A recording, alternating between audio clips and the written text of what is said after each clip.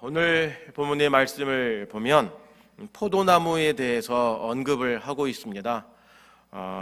8절에 보니까 주께서 한 포도나무를 애굽에서 가져다가 심으셨다 이렇게 말합니다.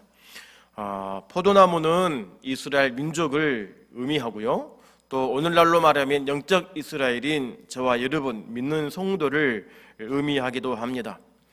많고 많은 나무가 있는데 왜 하나님은 이스라엘을 유독 포도나무로 이렇게 지칭하시고 또 비유하셨을까? 포도나무는 말 그대로 열매를 통해서만 그 가치를 드러낼 수가 있습니다. 포도나무를 다 보셨겠지만 나무 자체로는 그렇게 쓸모있는 나무가 아닙니다. 꽃도 그렇게 아름답지도 않고 나무 역시 목질이 좋지 않기 때문에 건축 자재로도 쓸 수가 없고 화목으로도 그렇게 화력이 있지 않다고 합니다. 단 그 열매, 포도 열매가 유일하게 포도나무의 가치를 드러낼 수 있는 유일한 요소가 된다고 합니다. 아무리 잎사귀가 풍성하고 많아도 열매가 맺지 못하면 아무 쓸모없는 나무가 바로 포도나무라고 하는 것입니다. 어디 쓸 데가 없기 때문인 것이죠. 그런데 이 포도나무를 오늘 8절에 보니까 애굽에서 가져다가 열방을 쫓으시고 심었다 이렇게 말씀합니다. 오늘 본문에 있는 이 열방이라고 하는 열방은 가나안에 있는 원주민들을 의미합니다. 하나님께서 430년 동안 애굽에 종살이하던 이스라엘 백성을 이제 구원해내는데 홍해를 건너고 광해를 지나고 마침내 가나안 땅에 이르는 모든 그 과정 가운데에서 하나님은 가나안 원주민을 밀어넣으시고 몰아내시고 거기다가 이스라엘 백성을 가나안 땅에, 약속의 땅인 가나안 땅에 정착시키셨다, 거기에 살게 하셨다라고 하는 내용이 오늘 본문의 이야기인 것입니다. 그러면 성도 여러분, 누가 이 일을 행하셨습니까? 누가 포도나무를 애굽에서 가져다가 가나안 원주민을 쫓아내시고 거기다 심으셨습니까? 누가 430년 동안 애굽에서 종살이하던 그 백성들을 자유를 주시고 가나안 원주민을 몰아내시고 그 땅에 거하도록 하셨습니까? 누구십니까? 바로 우리 하나님이심을 믿으시기를 바랍니다. 8절에 보니까 중요한 동사 3개가 나옵니다. 우리 8절을 다 같이 읽어볼까요? 시작. 주께서 한 포도나무를 애굽에서 가져다가 열방을 쫓아내시고 이를 심으셨나이다. 자, 여기 동사 3개가 있는데 가져다가 쫓아내시고 심으셨다, 이 부분입니다. 이 동사들의 주체가 누구냐? 그러니까 누가 가지고 왔느냐, 누가 쫓아내셨느냐, 누가 심으셨느냐, 이에 대한 주체는 바로 우리 하나님이시라는 사실인 것입니다. 하나님께서 한 포도나무를 애굽에서 가져다가 가나안 원주민을 쫓아내시고 거기다가 심으셨다, 이 이야기인 거예요. 성도 여러분, 어떤 나무든지 아무리 품종이 좋은 나무라 하더라도 그 나무 스스로는 움직일 수가 없습니다. 1cm도 이동할 수가 없습니다. 누가 옮겨야 됩니까? 사람이든 그 다른 외부의 어떠한 힘에 의해서 판에서 옮겨지지 않으면 그 나무는 움직일 수 없다는 사실인 것이죠. 포도나무가 아무리 똑똑하고 능력이 있고 열매가 풍성한다 하더라도 스스로 그 지경을 벗어나서 좋은 땅으로 옮겨 심을 수 없다는 사실인 겁니다. 그 일을 누가 하셨다고요? 바로 우리 하나님께서 하셨음을 믿으시기를 바랍니다. 하나님은 오늘 또 하나님의 열심과 능력으로 이스라엘이라는 그 포도나무를 심으셨듯이 오늘 저와 여러분을 향해 일하시고 계심을 믿으시기를 바랍니다. 하나님의 능력과 하나님의 열심이 아니면 우리는 한 발자국도 나아갈 수 없고 일어설 수 없음을 다시 한번 고백하시기를 바랍니다. 우리의 구원, 하나님의 선물이요 하나님 은혜이지만 우리는 거저 받았지만 하나님의 열심이 우리에게 구원의 은혜요 선물로 주어졌음을 믿으시기를 바랍니다. 왜 그렇습니까? 우리를 포기하지 않으시는 하나님의 그 열심이 우리에게 구원을 주셨는데 바로 아들 예수 그리스도의 그 죽으심이라고 하는 그 엄청난 과정을 거쳐서 우리에게 주신 것입니다. 그래서 이 과정을 경험한 사람, 이 과정을 경험한 민족을 향해서 15절에서 이스라엘을 뭐라고 표현합니까?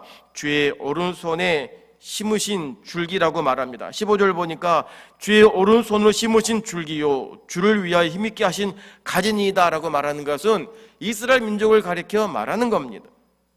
오른손이 뭘 뜻합니까? 권능입니다. 능력입니다. 힘을 상징하는 겁니다. 그러니까 하나님의 능력으로, 당신의 큰 능력으로 이스라엘을 바로의 억압에서, 압제에서 건져내시고 가나안 정복을 이루게 하셨다고 하는 것입니다. 이스라엘 자체로는 힘이 없습니다. 능력도 없어요. 그러나 이 모든 과정 가운데 하나님께서 준비하셨고, 하나님이 앞서 행하셨고, 하나님께서 보호하셨음을 이 구절이 우리에게 말씀하고 있고 우리가 경험하고 있는 것 아니겠습니까? 우리도 사실 이 세상이라고 하는 애굽에서 가나안 땅으로 옮겨진 포도나무와 같습니다. 우리도 가나안에 옮겨지기 전에, 그러니까 하나님의 나라의 백성이 되기 전에는 죄의 종이 아니었습니까? 죄의 지배를 받았습니다. 죄로 죽었던 자입니다. 멸망받을 자식입니다. 바로의 지배를 받았던, 망할 수밖에 없는 망한 자가, 죽은 자가 바로 저와 여러분들인 것입니다. 그런데 이러한 저주받아 마땅한 저주 가운데 있는 우리들을 하나님께서 부르셨습니다. 자격도 없는 무능한 우리들을 그저 부르신 것입니다. 왜 부르셨습니까? 하나님의 자녀로 우리를 택하시기 위해 부르신 것입니다. 그 부르시기 위해 예수님의 구원, 예수님의 그 죽으신 십자가 사건으로 우리에게 구원 은혜를 주신 것입니다. 이 모든 일련의 과정, 우리가 하나님의 자녀가 되고 우리가 주의 은혜 가운데 거할 수 있는 것은 하나님의 능력 아니면, 하나님의 오른손의 능력이 아니면 이 모든 것들을 우리가 경험할 수 없다는 사실인 것입니다. 그래 오늘 또 일하시는 하나님의 열심히 우리를 살리셨음을 믿음으로 고백하시기를 바랍니다. 하나님은 이스라엘이라는 한 포도나무를 애굽에서 가져다가 또 가나안 민족들을 쫓아내시고 거기에 심으셨습니다. 심고 끝나는 것이 아니라 이 심으시기 위한 일련의 모든 과정을 준비하셨습니다. 9절에 보니까 주께서 그 앞서 준비하셨으므로 이렇게 말합니다. 옮겨 심으시기 위해 모든 것들을 다 준비하셨다라고 하는 사실이에요. 농부가 포도나무를 옮겨 심기 전에, 농부가 그 어떤 나무 과실을 옮겨 심기 전에 그냥 삽으로 떠가지고 옮겨 심지 않습니다. 모든 과정들을 다 준비하듯이 하나님도 이스라엘이라는 민족을 젖과 꿀이 흐르는 가나안 땅에 정착시키시기 위해 미리 다 준비하셔서 예비해 놓으셨다는 사실인 것입니다. 오늘 저와 여러분은 다 자녀들이 있습니다. 사랑하여 결혼을 해서 아이를 뵈면 아직 태어나지 않았지만 태어난 아기를 위해서 뭘 준비해야 합니까? 베네쪼고리도 준비하죠. 신발도 준비해야 합니다. 분유도 준비해야 합니다. 태어나지 않았지만 태어날 아기를 위해서 모든 만반의 준비를 다 해놓고 준비해야 하듯이 하나님도 우리의 구원을 위해서 우리가 알지 못하는 때에 준비하셨음을 믿으시기를 바랍니다. 왜 그렇습니까? 그만큼 하나님은 우리를 사랑하신다는 증거입니다. 우리를 사랑하시기 때문에 우리의 구원을 위해서 모든 과정 가운데 일하신다고 하는 것입니다. 그러면 이스라엘을 위해서, 이스라엘의 구원을 위해 준비하신 것이 무엇입니까? 바로 지도자 모세를 준비했습니다. 모세를 통해 그들을 인도하게 하셨다라고 하는 것입니다. 이렇게 보면 하나님의 일하심은 갑작스럽게 즉흥적으로 아이디어 떠오르니까 행하는 것이 아니라 모든 섭리 가운데 철저한 계획을 가지고 이루시는 하나님이십니다. 천지 창조도 7째 날까지 모든 계획은 그냥 막 우후죽순을 하는 것이 아니라 질서와 체계와 순서를 가지고 하나님께서 천지를 창조하셨던 것처럼 우리의 구원도 마찬가지입니다. 창세 전에 예수 그리스도를 우리에게 보내주셔서 우리에게 예수 그리스도 안에서 그 기쁘신 뜻대로 우리를 선택하셨습니다. 그리고 예수님을 보내주셔서 십자가의 죽으심으로 그 죄의 값, 우리의 죄값을 지불하게 하셨던 것이고 그를 믿는 자마다 멸망치 않은 영생의 소망을 우리에게 주셨습니다. 주님은 죽으셨다가 다시 부활하셨고 다시 하늘 아래 승천하심으로 우리의 성령님과 함께 동행하게 하셨다는 그 은혜는 우리는 부인할 수 없는 믿음의 고백이 아닐 수 없는 것입니다. 저처럼 엄마 뱃속에서부터 태생적으로 모태 신앙인 분들도 있겠지만, 또 어떤 분들은 복음을 전해 듣고 중간에 어릴 적이라든지 어떤 인생의 중반에 초청을 받아가지고 또 회심을 해가지고 예수 믿는 분들도 여러 계실 것입니다. 지금에 돌이켜 보면 그 모든 일련의 과정들, 나를 구원하시기 위해서 하나님은 다양한 사람들을 준비하셨다는 사실인 것입니다. 그 가운데에는 인생의 풍랑도 있습니다. 인생의 시련과 고난이 있는 것입니다. 나를 이끌기 위해, 예수 믿지 않은 구원받지 못한 나를 구원시키기 위해서 시련과 고통과 터널을 지나게 하시고 거기서 주변의 사람들을 붙여주셔서 죽기를 끌고 오게 하시는 하나님의 큰 그림과 그 계획 속에 우리를 집어넣으셨다라고 하는 것입니다. 그러니 오늘 저와 여러분 인생 가운데 우연은 있을 수 없습니다. 모든 것들이 하나님의 섬세한 섭리와 계획 가운데 있음을 믿으시기를 바랍니다.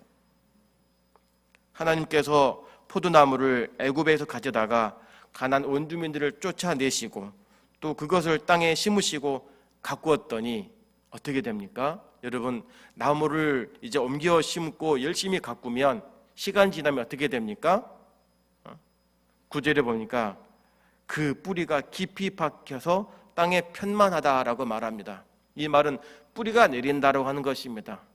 옮겨 심은 나무를 잘 가꾸었더니 그 뿌리가 그 땅에 잘 정착해가지고 뿌리가 깊이 내렸다라고 하는 것은 이제 세력이 확장되었다, 이제 든든하고 결실한 나무가 되었다, 안정을 찾았다라고 하는 것에 같은 의미인 것입니다. 오늘 본문이 역사적으로 보면 다윗과 솔로몬 시대를 중점으로 표현하고 있습니다. 여러분, 다윗과 솔로몬 시대는 어떤 나라였습니까? 통일 왕국이었습니다. 전쟁이 있지 않은 역사상 가장 번영하고 가장 부강했던 나라가 바로 이 시대였던 것입니다. 그러니까 10절에서 어떻게 표현합니까? 하나님의 백향목 같았다. 그 가지를 가리켜 옮겨 심겨진 나무, 포도나무 가지가 얼마나 아름다웠는지 하나님의 백향목 같이 그렇게 아름답다라고 표현을 하는 것입니다. 저는 나무에 대해 잘 알지 못합니다. 그러나 주워 들은 정보에 의하면 이 나무를 잘 옮겨 심지 못하면 나무가 금방 죽는다 하더라고요. 토지라든지 모든 것을 잘 보고서 결정을 하고 잘 관심을 가져야만이 나무가 뿌리를 내리고 성장한다고 하는데, 오늘 본문을 보면 하나님은 이 모든 과정 가운데 이 나무가 백향목같이, 하나님의 백향목같이 푸르르게 하도록 하나님께서 지극정성으로 돌보고 가꾸셨다라고 하는 것입니다. 그럼 여러분, 하나님의 백향목처럼 왕성하고 푸르른 나무가 되었다고 하는 것은 우리말로 말하면 어떤 것이겠습니까? 복받았다라고 하는 겁니다. 풍성하다라고 하는 것입니다. 모든 사람들이 부러워할 정도의 존귀한 자가 되었다라고 하는 것과 똑같은 의미입니다. 여기까지는 참 좋아요. 하나님께서 썩어진 땅에서 나무를 키내다가 좋은 땅에다가 심었고 물을 주고 영양분을 주고 가꾸었더니 뿌리가 내리고 열매가 맺고 그 잎사귀가 푸르르니까 야, 참 이 나무는 복되다라고 하면 얼마나 좋습니까? 그런데 12절부터는 이 상황이 반전이 됩니다. 우리 12절 말씀을 함께 읽어보겠습니다. 12절입니다. 시작. 주께서 어찌하여 그 담을 허르사 길에 지나는 모든 자로 따게 하셨나이까? 반전입니다. 13절은 수풀의 돼지가 상해하며 들짐승들이 먹었다라고 말합니다.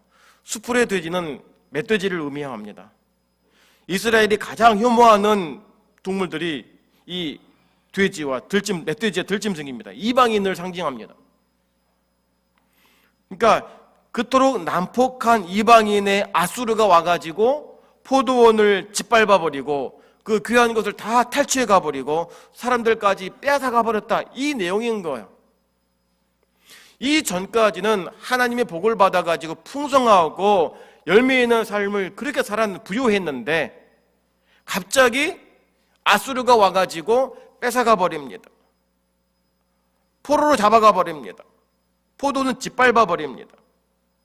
뿌리가 깊이 내려 흔들리지 않는 아주 아름다운 나무였는데 행복했는데 갑자기 이 아수르 군대가 와가지고 다 뺏어가 버리고 파괴시켜 버리고 포로로 끌고 가버린 것입니다.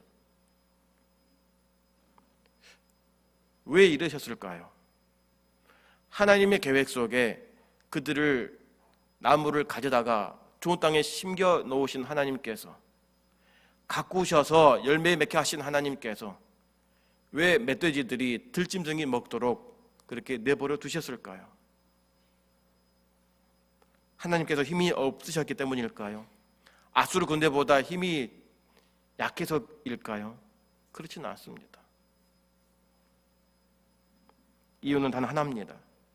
이스라엘이 하나님의 말씀에 순종하지 않았기 때문입니다. 열매를 맺어야 될 포도나무가 열매를 맺지 못했기 때문에 하나님께서 그들에게 내버려 둔 것입니다. 여기서 우리는 중요한 교훈을 얻을 수가 있습니다. 성경에 나온 이 포도원은 오늘날 교회를 말합니다. 여러분, 교회를 누가 세우셨습니까? 우리 예수님이십니다. 바로 예수님은 교회의 머리이십니다. 교회는 주님의 몸이라고 말합니다. 하나님 나라입니다. 그래서 하나님의 나라를 하나님께서, 예수님께 든든히 지키시고 보호하시고 굳건히 세우시는 것이 하나님의 교회요, 예수님의 몸입니다. 그러나 예수님의 몸된 교회일지라도 하나님의 말씀에 순종하지 못하고 열매를 맺지 못한다면 하나님 그 보호 장벽을 거두고 가신다는 것입니다. 그래서 요한계시록에 촛대를 옮긴다고 하지 않습니까? 교회를 세우신 이가 예수 그리스도 하나님이시지만 그 교회의 구성원인 성도들이 하나님의 말씀에 순종하지 않고 열매를 맺지 않으면 그 촛대를 옮길까 버리신다는 것입니다. 건물의 교회는 아무 의미 없다는 것입니다. 오늘날 우리 주변에 이렇게 숲속의 돼지, 멧돼지들과 들짐승들의 공격을 받아서 황폐화된 포도원들이 얼마나 많이 있습니까? 이단의 공격으로, 사탄의 유혹으로 넘어지고 파괴된 교회와 성도들의 삶이 얼마나 많이 있습니까? 우리 심각하고 진지하게 생각하고 깨어 기도해야 될 것입니다. 우리를 성도라 부르신 이유, 우리가 그리스도인이라고 하는 것은 언제나 내 생각을 내려놓고 하나님의 말씀에 순종하는 자로 살아야 한다는 것을 잊지 않아야 합니다. 말로는, 입술로는 주님 뜻이 내 뜻이 되달라고 하면서도 정작 기도할 때는 내 뜻이 우선이 되어서 내 기도에 제발 좀 들어달라고, 하나님 귀가 먹으셨습니까? 눈 좀 열어주십시오라고 하는 것 아니겠습니까? 하나님의 말씀은 진리입니다. 하나님의 말씀은 생명입니다. 그 말씀 앞에 우리는 귀를 열고 아멘으로 화답하고 행실로 드러내는 순종의 열매를 우리 맺어야 될 줄로 믿습니다. 성도의 역할은 열매를 맺는 것입니다. 우리는 다 같이 포도나무입니다. 가지입니다. 열매를 맺어야 됩니다. 열매를 맺어야 될 자가 내 열매를 맺지 못하면서 상대방을 향해 너는 왜 열매를 맺지 못하냐라고 할 수는 없는 것입니다. 우리 스스로가 내 자신이 하나님을 향하여 바른 삶을 사는 것이 하나님께서 원하시는 삶인 것입니다. 오늘 본문은 그래서 시인이 자신이 처한 그 포도원의 상황을 참담함을 토로하면서 하나님께 어떻게 기도합니까? 긍휼을 부어달라고 기도하는 것입니다. 근데 그냥 도와달라고 하지 않습니다. 불쌍히 여겨주십시오, 좀 도와주십시오라고 하는 것이 아니라 15절을 보니까 주의 오른손을 심으신 줄기요 주를 위해 힘있게 하신 가지이니까 좀 도와주십시오라고 말하는 것입니다. 근거가 있는 거예요. 시인은 하나님께서 이스라엘을 택해가지고 떠다가 가나안을 원주민 물리치고 거기에 심으신 분이 하나님이지 않습니까? 애굽에서 우리를 건져다가 구원하신 분이 하나님이지 않습니까? 비록 그들이 죄 가운데 있지만 하나님이 세우시고 하나님 사랑하셔서 관리하신 이 민족을 제발 좀 불쌍히 여겨주십시오, 이렇게 기도하고 있는 거예요.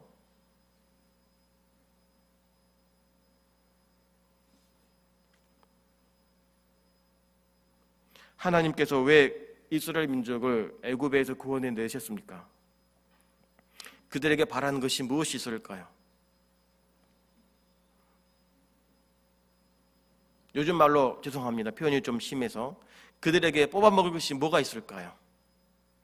전능하신 하나님께서, 부족함이 없으신 하나님께서 이스라엘을 구원하신 목적, 그들에게 뭘 기대하시고 뭘 바라셔서 뭘 받고 싶으셔서 건져내셨을까요?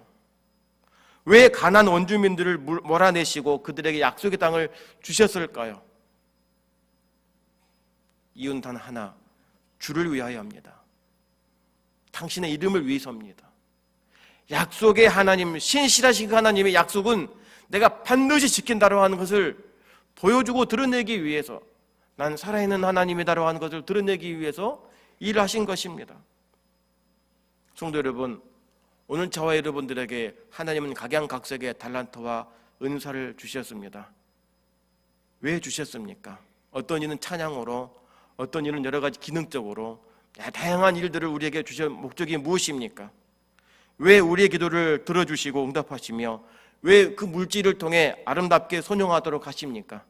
이유가 어디 있습니까? 바로 하나님을 위해서인 것입니다. 우리의 모든 삶은 결국에 궁극적으로 하나님의 영광에 초점이 맞추어져 있어야 합니다. 고린도전서 10장 31절입니다. 그런즉 너희는 너희가 먹든지 마시든지 무엇을 하든지 다 하나님의 영광을 위해 하라고 하지 않습니까? 우리는 사실을 너무나 잘 압니다. 먹든지 마시든지 무엇을 하든지 다 하나님의 영광이 들어가신 하나님의 말씀을 기억하면서도 오늘 또 내일 또 어쩌면 이제는 내 영광을 위해 무엇을 먹어야 되고 무엇을 마셔야 되고 하는 방향이 흐트러진 우리의 잘못된 그릇된 신앙이 있지 않습니까? 머리는 그렇게 알지만, 가슴은 그렇게 알지만, 그런데 내 삶의 방향이 하나님의 영광이 아니라 내 영광으로 타겟이 어긋날 때가 얼마나 많이 있습니까? 다시 한번 우리의 삶은 하나님의 영광으로 초점이 맞추어져 그 길을 걸어가는 복된 성도들 되시기를 주님의 이름으로 축원합니다. 성도 여러분, 신앙과 미신의 차이는 다른 것이 있지 않습니다. 삶의 방향과 목적이 어디에 있느냐입니다. 하나님을 중심으로 하느냐 아니면 나 중심으로 하느냐에 따라서 미신과 신앙이 달라지게 되어 있는 것입니다. 왜 사람들이 우상 숭배합니까? 무엇 때문입니까? 그들의 목적이 무엇입니까? 돈 아닙니까? 성공 아닙니까? 복 아닙니까? 이 돈, 성공, 복, 건강을 위해서 많은 돈을 투자해서 그 신을 달래는 것입니다. 이렇게 해서 내가 원하는 것을 이루겠다고 하는 것입니다. 그러나 탐심이 성경에서는 우상 숭배라고 말합니다. 성도 여러분, 우리가 왜 하나님 믿습니까? 왜 교회를 다닙니까? 왜 기도하십니까? 내 건강 회복이 목적이십니까? 돈 버는 것이 목적입니까? 자녀 성공이 목적입니까? 결코 아닙니다. 하나님은 우리가 하나님을 위해서 주를 위해 살기를 바라십니다. 우린 두 번째 인생을 살고 있습니다. 이미 우린 죄로 죽었습니다. 그러나 예수께서 죽으심으로 우리에게 새 생명을 주신 것은 이제 나를 위해 사는 것이 아니라 주를 위해 살라고, 하나님의 나라와 그 영광을 위해 살라고 우리에게 두 번째 생명을 주셨던 것입니다. 그럼 우리는 어떻게 살아야 됩니까? 여전히 내 목적을 달성하기 위해서 집착을 하고 세상의 땅을 향하여 나아가야 됩니까? 그렇지 않습니다. 하나님의 나라와 의를 구하며 주를 위해 살면 하나님이 뭐라 말씀하십니까? 이 모든 것들을 내가 채워주시리라 말씀하지 않습니까? 우리가 하나님의 일을 하면 하나님은 우리 일을 해주시겠다고 말씀합니다. 구하지 않는 것도 하나님 채워주신다고 말씀합니다. 내가 내 일을 하면 내 능력의 한계 안에서만 얻을 수 있지만 하나님이 하시면 하나님의 능력은 무궁하시기 때문에 그 은혜와 복이 내가 감당할 수 없을 정도로 채워진다는 사실을 믿는 자는 내 힘으로 내 일을 하지 않습니다. 내가 주님의 일을 하면 주님의 능력과 손이 나와 함께 하실 때에 놀라운 역사를 이루시는 것을 보게 될 것입니다. 이렇게 시인이 이렇게 고백하면서 이제 18절에 보니까 우리가 주에게 물러가지 않겠습니다 이렇게 말합니다. 주의 오른손으로 우리를 붙잡아 주시면, 우리를 건져 주시면 이제 우리가 주를 물러가지 않겠습니다. 이 말은 과거처럼 하나님 배반하지 않겠습니다, 이 고백인 것입니다. 신앙을 버리지 않겠습니다, 우상 숭배하지 않겠다라고 다시 한번 결단하는 것입니다. 하나님의 은혜로 구원을 받고 복을 받아서 평안히 살다 보니까 마음이 해이해져 가지고 시선이 흐려지게 되고 목적을 상실해 가지고 죄 가운데 빠져서 혼통 당해서 호되게 당해 가지고 고통 가운데 있었지만, 하나님 다시 한번 나를 이렇게 세워 주시면, 나를 붙잡아 주시면 두 번 다시 내가 그 길 걸어가지 않겠습니다. 두 번 다시 내가 고개를 돌리지 않겠습니다. 이렇게 지금 고백하고 있는 겁니다. 왜 그랬습니까? 오늘 본문이 있는 것처럼 주의 오른손을 심으신 줄기가 우리인데, 우리가 누굽니까? 주를 위해 힘있게 하신 가지이니까 한 번만 더 긍휼히 해 주십시오, 이렇게 기도하고 있는 것입니다. 성도 여러분, 어떤 사람은 소망이 없다, 이제 끝났다라고 말한 사람이 있습니다. 주변 사람들이 여태 아직 포기 안 했어? 이제 그만 놔. 안 돼. 이렇게 말한 사람이 있습니까? 그게 우리 힘의 능력의 한계라고 한다면, 하나님의 손은 힘의 능력의 한계가 없음을 믿으시길 바랍니다. 하나님의 손이 함께 하시면 여러분, 죽은 자가 무덤에 살아납니다. 다시 소생합니다. 마른 뼈가 살아나는 그 능력이 오늘 여러분 가운데 있음을 믿으시기를 바랍니다. 실패하고 넘어졌을지라도, 아직 한 줄기 빛도 보이지 않아서 깜깜한 터널을 아직도 지나고 있어서 언제 끝날까라고 답답해서 힘들어하는 이들이 있을지 몰라도, 하나님의 권능의 손이 임하면 터널에도 밝은 빛이 임함을 믿으시기를 바랍니다. 사탄은 끝이라고 말합니다. 이제 더 이상 하지 말라고 말합니다. 안 된다고 말합니다. 하나님은 네 기도 안 들어주셔라고 말합니다. 네가 어떻게 살아왔는데 네가 양심이 있어야지 기도한다고 되겠니? 라고 말하면서 우리의 죄의 짐을 더 무겁게 만듭니다. 그러나 모든 것을 뛰어넘어 역사하신 하나님께 다시 한번 믿음으로 굳게 서시기를 주님의 이름으로 축원합니다. 주의 권능의 손, 주의 오른손이 우리와 함께 하시면, 내 안에 역사하시면 일어설 수 있다고 하는 것입니다. 사람은 못하지만 우리 하나님은 하신다고 하는 것입니다. 근데 더 중요한 것이 뭐냐? 소생하는 것보다 죽었던 자, 낙심된 자가 일어서는 것, 회복하는 것도 더 중요한데, 더 중요한 것이 뭐냐면 오늘 본문에 있는 것처럼 우리가 주의 이름을 부르는 것입니다.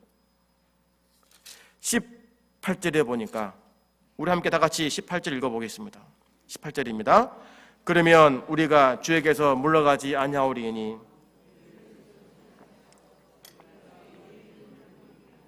아멘.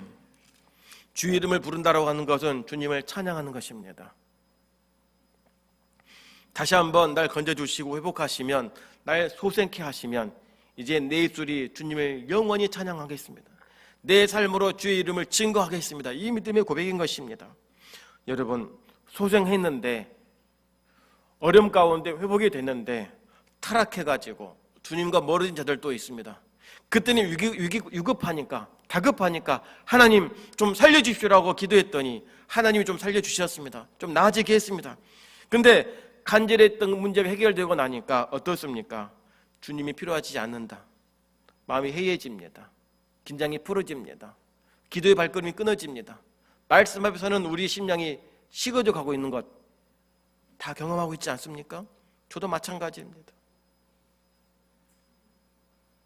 이게 우리 인간의 약함입니다. 그래서 시인이 말하는 것처럼 주의 손을 얹으사 당신의 권능으로 우리를 살려주시면 우리가 주의 이름을 부르리이다, 영원히 부르리이다. 이 고백이 날마다 아침마다 고백되어져야 될 우리의 신앙 고백임을 여러분 믿으시기를 바랍니다. 나를 구원하신 주님을 선포하지 않고 나를 살리신 주님을 찬양하지 않으면 하나님은 누구를 통해 찬양을 받으시겠습니까? 우리가 하지 못하면 돌들을 통해서라도 찬양을 받으시겠다고 하시는데, 여러분, 이것은 우리에게는 굉장히 불쾌한 것입니다. 저와 여러분 안에 하나님 형상이 있는데 하나님 형상으로 만들어진 우리들이 그 능력, 그 역할을 감당하지 못하니까 그 딱딱한 돌들을 통해 찬양을 받으시겠다고 하는 것은 얼마나 가슴 아픈 현실이겠습니까?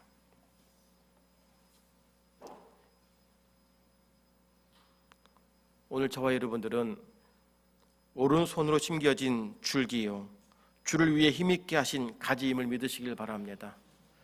예정부터 택정하시고 선택하셔서 부르시고 특별한 관심으로 우리를 세우신, 우리를 사랑하시는 하나님 은혜가 있기 때문에 오늘 여기까지 왔고 앞으로도 나아갈 줄 믿습니다.